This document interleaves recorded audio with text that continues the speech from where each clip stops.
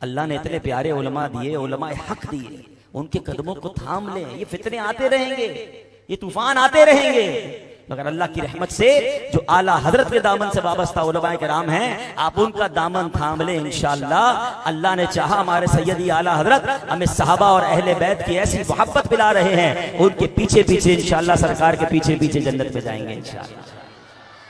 आगे चलते हैं। इस आयत का एक और महमल, एक और खूबसूरत जो पैगाम है, कुरान कहता है बला तख्फू मा लैसा लका बिही इल्म, और उस बात के पीछे न पड़ जिसका तुझे इल्म नहीं। सहाबी रसूल हजरत अब्दुल्लाह इब्न अब्बास फरमाते हैं इसका माना यह है बगैर इल्म के किसी पर झूठे इल्जाम मत लगाओ।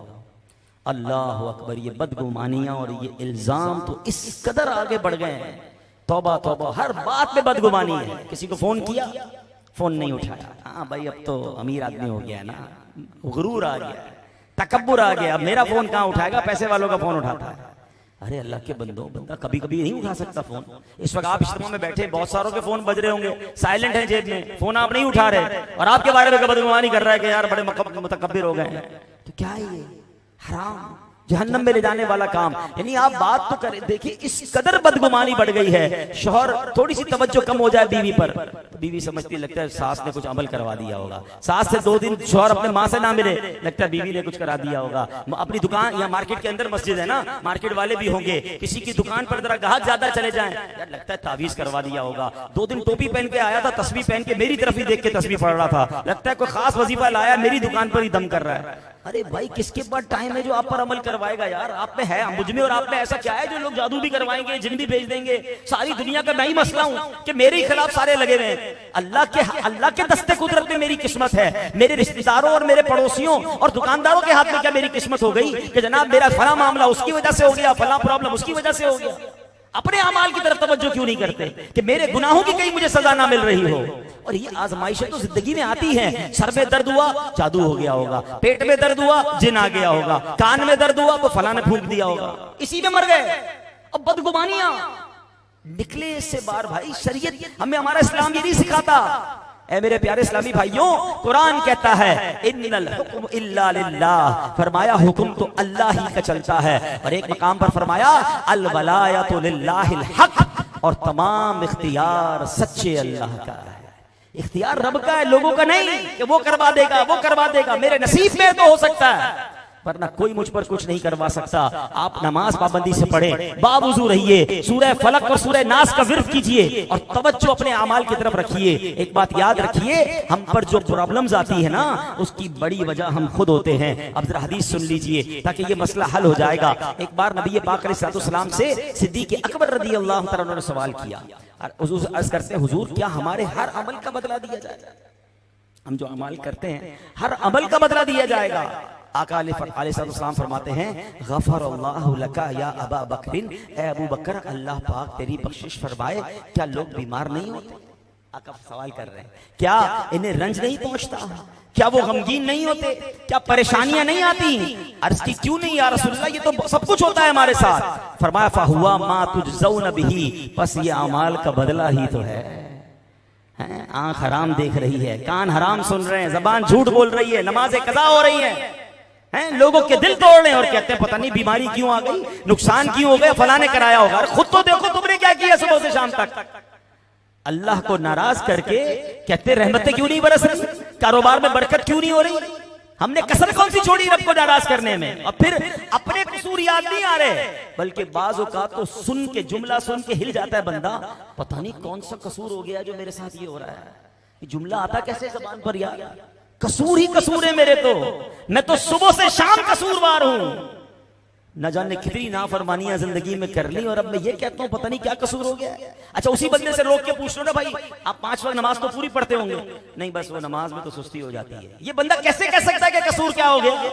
सबसे बड़ा कसूर तो ये कि आप बेनमाजी हैं। पता है आपको सबसे बड़े गुनाहों में गुनाह ये कि बंदा नमाज नहीं पढ़ता। हमें शराबी बुरा लगता है, शराब हराम, मगर नमाज कज़ा करना इससे बड़ा गुनाह है। मगर वो किसी को बुरा नहीं लगता क्योंकि सारे बेनमाजी होते हैं। ऐसा ना करें। अपनी जिंदगी में अगर सुकून चाहते हैं, अपनी जिंदगी में अगर भलाइयां चाहते हैं, खैर चाहते हैं, तो रब की रिजा वाले काम करें, अल्लाह को नाराज करके आप खैर की उम्मीद कैसे रख रहे हैं? ये तो करीम है जो सांस बंद नहीं कर रहा, ये तो करीम है जो हमारे हाथ पैर चल रहे हैं। वरना वो चाहता तो मेरी आंख हराम देखती मैं अंधा हो जाता, पैर हराम की तरफ जाते लंगड़ा हो जाता। ये तो उसकी मेहरबानी है, ऐब छुपाए हुए हैं, लोग इज्जत कर रहे हैं। खुदा की कसम, जितना रब ने हम पर एहसान किया और जितना वो हमारी नाफरमानियों के बावजूद नवाज रहा है, फिर शिकवा ज़बान पर कभी नहीं आना चाहिए। तो काश ये बात समझ आ जाए और हम इन तमाम बातों से निकल जाएं।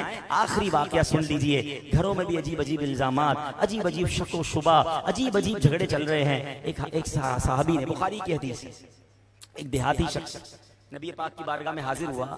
अर्ज करता, या रसूल अल्लाह सल्लल्लाहु अलैहि वसल्लम, मेरे एक ऐसे बच्चे की पैदाइश हुई है कि हुजूर उसकी शक्ल मुझसे नहीं मिलती। अब कैसा अजीब बात है, अपनी बीवी पर शक, मुझे लगता है ये बच्चा मेरा नहीं है। अल्लाह अकबर। अब सुभान अल्लाह, मेरे आका ने क्या जवाब दिया? आका फरमाते हैं, तुम्हारे पास ऊंट हैं? कहता हुजूर बहुत सारे ऊंट हैं। फरमाया किस रंग के हैं? कहा हुजूर वो सुर्ख रंग के हैं। आका ने फरमाया कोई उनमें खाकी रंग का भी है? कहा हुजूर जी हाँ, कुछ ऊंट खाकी रंग के भी हैं। फरमाया बताओ सुर्ख रंग के ऊंटों की नस्ल में खाकी रंग के ऊंट कहां से आ गए? तो कहते हुजूर सुर्ख ऊंट के बाप दादाओं में कोई खाकी रंग का ऊंट रहा होगा, उसकी रग ने इसको अपने रंग में खींच लिया। तो आका ने फरमाया कि ये भी तो मुमकिन है कि तुम्हारे बाप दादाओं में कोई काले रंग का हुआ होगा और उसकी रग ने तुम्हारे बच्चे को अपनी रग की तरफ खींच लिया, इसलिए वो बच्चा तुम्हें अपनी शक्ल का नहीं लग रहा है, तुम्हारा हम शक्ल नहीं है। उस साहबी रसूल ने, उस शख्स ने कहा कि ठीक है हुजूर, मुझे बात समझ आ गई। अब छोटी छोटी बातों पर घर में शक है, शुबा है, लड़ाई है, झगड़ा है, इतनी शक के साथ जिंदगी नहीं गुजरती है।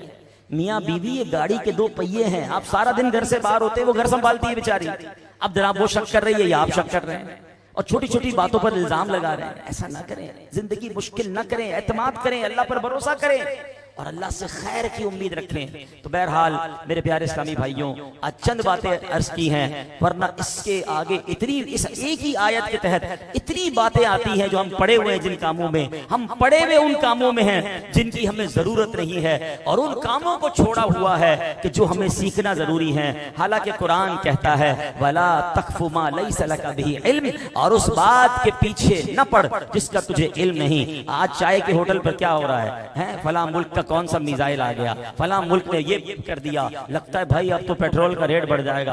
ऐसी पेट्रोल पर बहस हो रही है जैसे हजरत के 4 तेल के कुएं हैं। डलवाना स्कूटर में 100 रुपए का पेट्रोल है और रेट चेक हो रहा है इंटरनेट पर कि आज पर बैरल रेट क्या है, क्योंकि टाइम बड़ा है। गोल्ड का रेट लोगों को पता, आज स्टॉक एक्सचेंज कितना ऊपर गई है, फला फुटबॉल के मैच का रिजल्ट क्या है, सारी बहस करवा लो। इनसे पूछो भाई नमाज के फर्ज कितने हैं, कुरान का तलफ्फुज आपको आता है कि नहीं, आपको वुजू का तरीका आता है कि नहीं, इसकी फिक्र नहीं है, इसके लिए टाइम नहीं है और बहसें करवा लो जनाब सारी रात। अल्लाह अकबर। कुरान कहता है उन बातों के पीछे न पड़ जिसका तुझे इल्म नहीं। अरे जिसकी जरूरत नहीं उसके पीछे क्यों पड़े हुए हैं? एक बार इमाम आजम अबू हनीफा रज़ी अल्लाह तआला अन्हु के पास एक शख्स आया। अब इमाम आजम तो इमाम आजम है ना, हनफियों के करोड़ों हनफियों के पेशवा हैं। वो नौजवान आकर कहता है हजरत ये बताइए हजरत मूसा की नानी का नाम क्या है?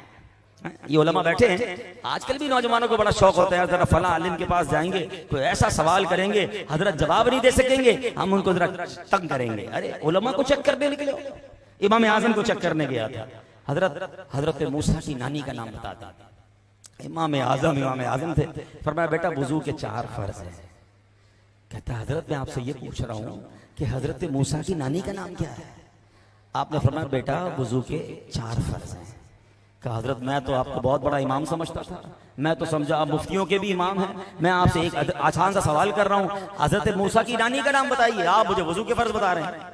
क्या कमाल का जवाब दिया आपने। कहा बेटा मरने के बाद कब्र में तुझसे ये सवाल नहीं होगा कि मूसा की नानी का नाम क्या था, तुझसे ये सवाल होगा कि नमाज पढ़ी कि नहीं, और नमाज पढ़ने के लिए वुजू जरूरी है, और बेटा वुजू के 4 फर्ज हैं वो सीख ले। हम किस बहस में पड़े? सच बताओ हमारी सुबह से शाम बहस क्या है? फला ने ये कह दिया, फला का क्लिप ये था, फला ने ये जवाब दिया, उसका इल्म कम है, उसका इल्म ज्यादा है। ला हौला वला कुव्वता। सहाबाए किराम के दरमियान बहस चल रही है कि फला ने ये किया था, उस जंग में क्या हुआ था। वो अल्लाह के बंदे और वो सहाबा सब जन्नती हैं, हम कौन होते किसी के बारे में बात करने वाले?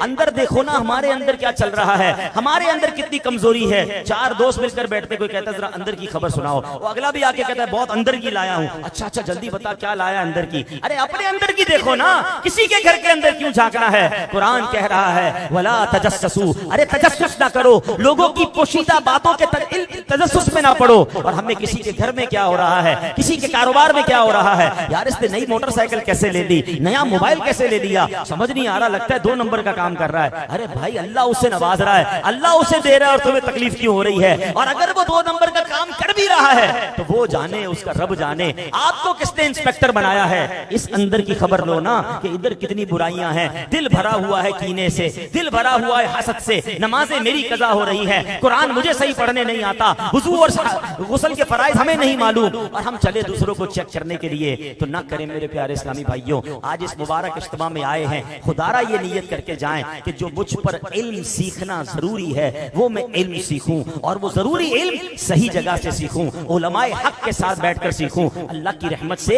आज के इस पुरफितन दौर में दावत इस्लामी एक ऐसी नेमत है जिसने मस्जिद मस्जिद दर्स का सिस्टम बना दिया। 5 मिनट बैठे तो दर्स के जरिए कुछ सीख रहे हैं। मस्जिद मस्जिद मदरसतुल मदीना बालिगान खोल दिया कि जनाब हर बड़ी बड़ी उम्र के इस्लामी भाई बुजुर्ग भी हैं, वो आए बगैर फीस के 5, 10, 15 मिनट बैठे, अपने तलफ्फुज़ दुरुस्त करके जाएं, अपनी नमाज ठीक करके जाएं। काफिलों में जाते हैं तो नमाज के प्रैक्टिकल हो रहे हैं, नमाज कोर्स करवाए जा रहे हैं, फर्ज उलूम कोर्स करवाए जा रहे हैं, ताकि जो बेसिक्स हैं हम वो सीख जाएं। तो है मेरे प्यारे इस्लामी भाइयों, दावत इस्लामी के इस माहौल से वाबस्ता रहें। आपके कोरंगी से भी काफिले रवाना होते हैं, उन काफिलों में सफर करें। और माशाल्लाह मुझे बताया गया कि इस मस्जिद में जल्द जामियतुल मदीना की तरकीब भी करने जा रहे हैं इस्लामी भाई। तो बहुत अच्छी खबर है कि जब भी ये ऐलान हो कि दरसे निज़ामी आलिम बनाने वाला इदारा अगर आपके इलाके में बनता है तो दाखिला लें, अपने बच्चों को बच्चियों को दाखिल कराएं, ताकि हर घर में एक आलिम होना चाहिए। एक जुमला हम सुनते हैं, लोग कहते हैं जनाब खानदान में एक डॉक्टर होना चाहिए, खानदान में एक वकील होना चाहिए। सच्ची बात बताऊं,